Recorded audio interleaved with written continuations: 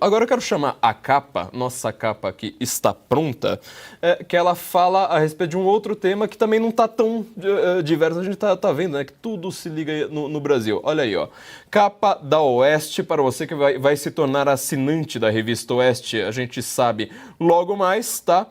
Estamos com tudo aqui, ó, o Brasil virou o pária, tá? O texto de J.R. Guzzo, essa pessoa aqui, ela vai logo, talvez, se tornar internacionalmente tão conhecida quanto o senhor Alexandre de Moraes a respeito do Brasil, né? O J.R. Guzzo, ele escreveu, ó, graças a Dias Toffoli e outros ministros do STF, o país foi colocado entre os lugares sem lei. Lembra que o Piotr falou aqui agora há pouco, né, sobre insegurança jurídica, ou seja, não tem lei. Tem vontade de pessoas poderosas.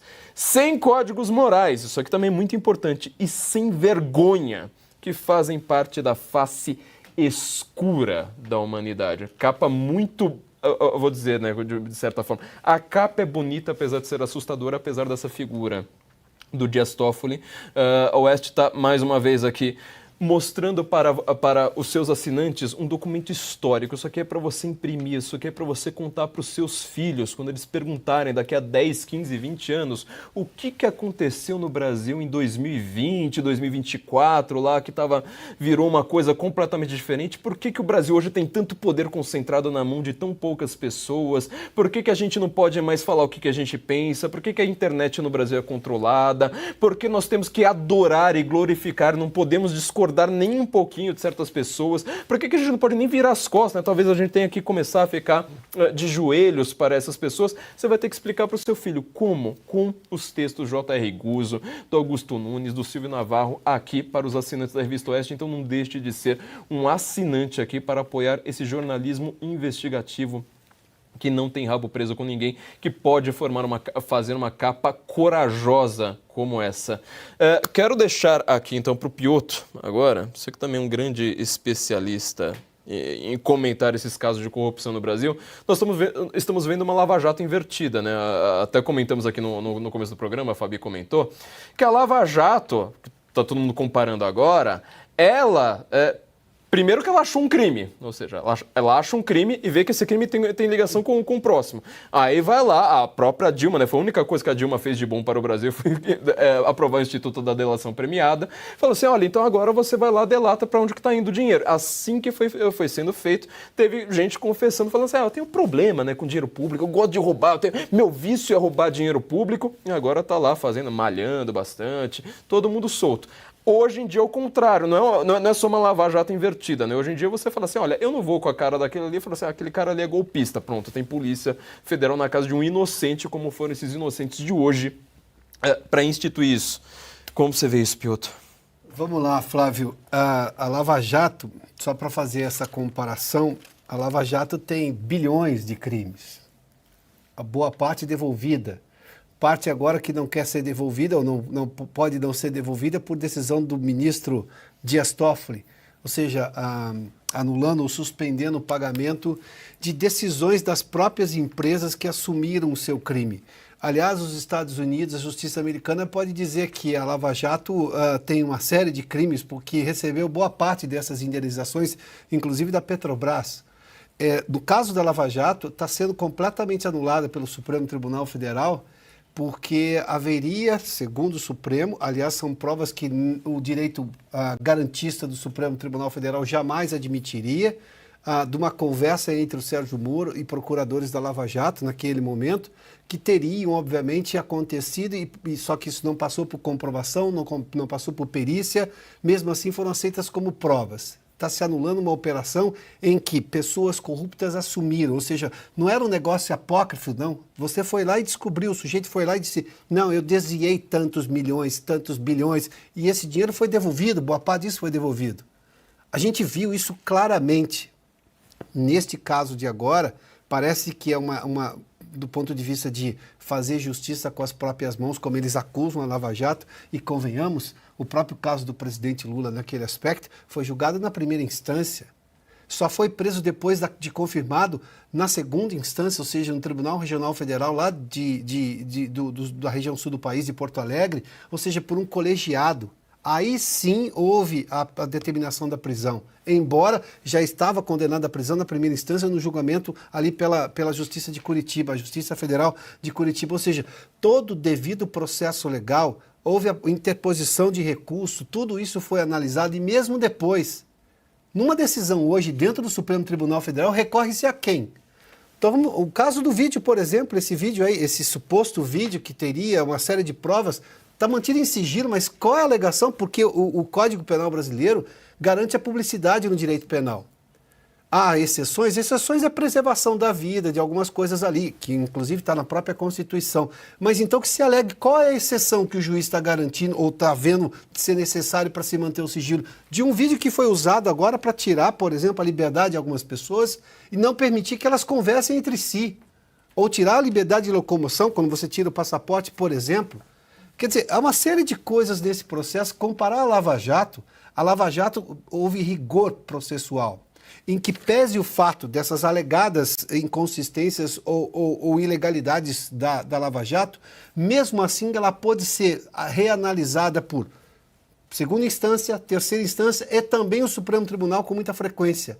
Quem é que vai julgar qualquer decisão agora de inquéritos completamente legais, instalados de ofícios sem fim e em sigilo?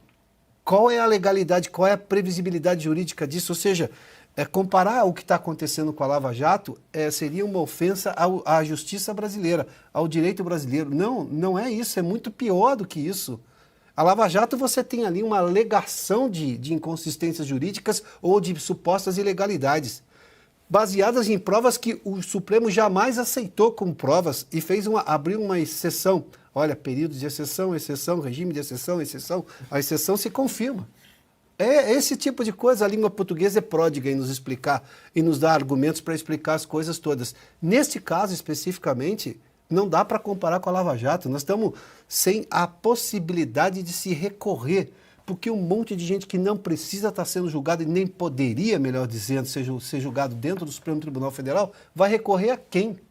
Nada. Então, quer dizer, nós estamos sob o regime da arbitrariedade. E o arbítrio é o arbítrio. Aí nós estamos tendo e quando a gente cita a Constituição, só me permita rapidamente para concluir. Quando a gente cita a Constituição, é que esse país tem uma Constituição.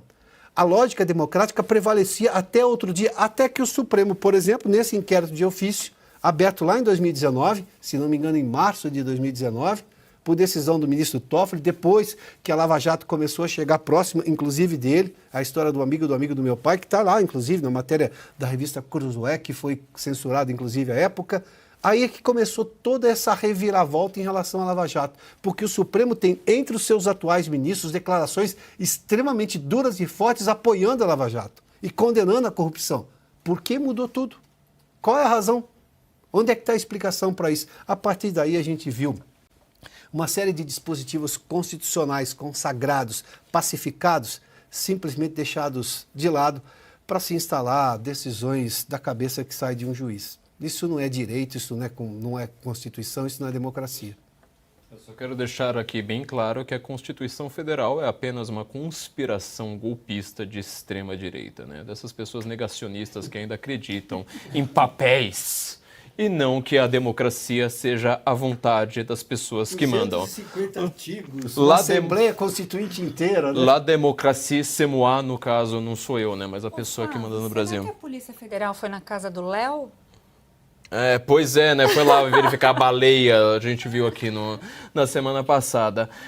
Só comentando uma coisa aqui do Piotr, né? Vídeo sigiloso, né? A Fabi também comentou disso. É muito importante que a gente entenda o peso disso aqui.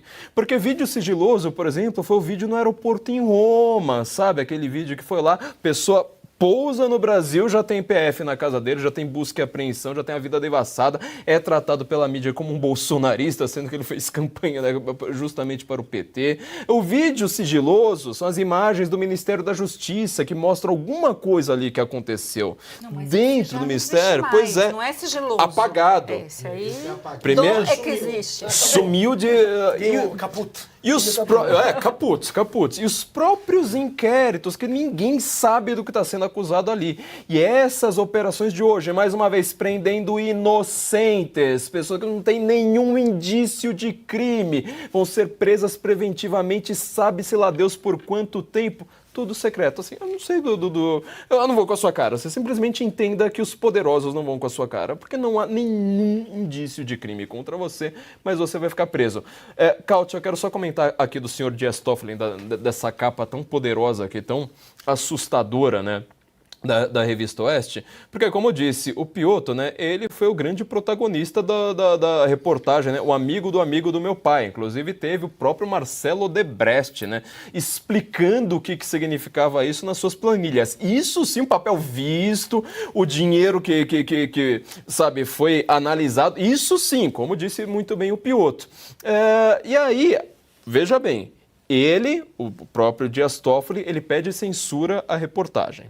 Aí depois o próprio Dias Toffoli, foi quando começou, né, esse monte de inquérito secreto para cima e para baixo, o próprio Dias Toffoli anula, tá, as provas obtidas da empreiteira que o citava. E aí ninguém vê nenhum problema contra a democracia. Agora, um papelzinho que não existe, talvez seja o grande problema da democracia brasileira, não é, Caute? Ma io mi pergunto, in un paese normale, un paese qualquer, não precisa ser na Europa, nos Estados Unidos, na Argentina, o ministro do Supremo, que numa operação como a Lava Jato é citado como o amigo do meu pai, ele estaria ainda no cargo? Há muito tempo, por dignidade, já teria sido pedido demissão, pedido para sair. No Brasil ele continua. E não somente faz tudo aquilo que você falou, Flávio, mas também nos últimos duas semanas, ele anulou, aliás, 3 semanas, ele conseguiu suspender multas de mais de 10 e 12 bilhões de reais contra a JF e contra a Odebrecht. Mais grave do que isso, a esposa dele advoga no escritório que está defendendo a JF. Vocês acham que um país normal isso seria deixado passar como se fosse uma tranquila rotina democrática e a Corte Suprema está simplesmente exercendo as suas funções? Lembrando que foi um ato monocrático, não foi uma decisão do plenário, do pleno, né? E, obviamente, alguém vai começar a levantar o dedinho, mas não somos nós que somos taxados de ser extremistas, de direita, fanáticos. É a Transparência Internacional, que é uma organização que por sinal, é alemã, né? A base dela fica em Berlim. A Transparência Internacional, que ganhou inúmeros prêmios na luta contra a corrupção no mundo inteiro, inclusive no Brasil, que diz, vem cá, não funciona assim, não pode ser isso não é normal, isso aqui é um abuso, e simplesmente denunciou o caso. O que acontece? O mesmo ministro que fez tudo isso manda investigar a Transparência Internacional e ainda por cima, sempre utilizando sigilo, porque também estava sob sigilo, mas assim, quando teremos fim a esse escárnio cotidiano? Quando isso tudo vai acabar? Porque, obviamente, isso acaba levando muita gente lá fora a se perguntar, mas o Brasil é ainda uma democracia ou é algo diferente? Ou estamos vivenciando um autoritarismo vindo de alguns ministros, que não são todos, alguns ministros do Supremo Tribunal Federal? O próprio Financial Times, que não é exatamente um veículo que pode ser taxado de ser antidemocrático, totalitário, golpista, como é que era, branco, hétero, não sei o quê, ocidental. Não, é o Financial Times, é um veículo que trata de economia, um veículo ponderado, e até o Financial Times disse que isso é um absurdo, né? E está mostrando como, abre aspas, uma operação de 7 anos como a Lava Jato expôs uma cultura do suborno no Brasil, fecha aspas. Então, a própria Financial Times está mostrando como isso é o que o comportamento do Dias Toffoli é inqualificável. Agora, o que o Dias Toffoli vai fazer? Vai mandar expulsar o correspondente do Financial Times? Vai mandar censurar o Financial Times? Vai oscurar as páginas do Financial Times no Brasil, assim como fez um outro colega seu, um colega dele, com as páginas da internet, páginas das redes sociais de deputados federais, também aberta a violação da Constituição. A que ponto chegamos e para onde estamos indo? Né? E como disse o ministro Marco Antônio, novamente, Marco Aurélio, perdão, como isso foi possível? Como tudo isso foi possível? Isso ele falou em 2022, estamos em 2024 e essa ladeira de autoritarismo e de degradação da democracia parece não ter fim. Mas alguém lá fora está começando a acordar.